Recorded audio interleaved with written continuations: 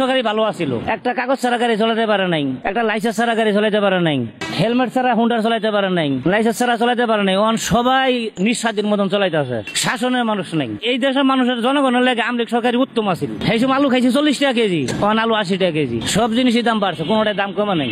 আমলিক সরকার থাকতে একটা জিনিসের পরিবর্তন আছিল, আইন শৃঙ্খলা আছিল, নিয়ম আছিল, এখন এই নিয়মটাও নেই।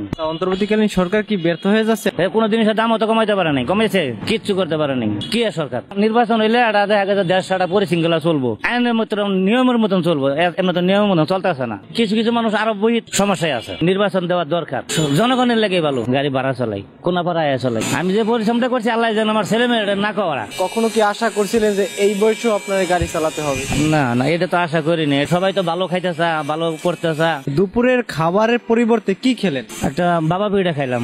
এই অর্ডার কারণে আর কি আমার কামাইটা কমে গেছে গা। অর্ডার না থাকলে আমার কামাই আরো বেশি হইতো। এই অর্ডার কারণে আমার ইনকাম একবার কমে গেছে গা। 12-13 লাখ অর্ডার চলতেছে ঢাকা শহর।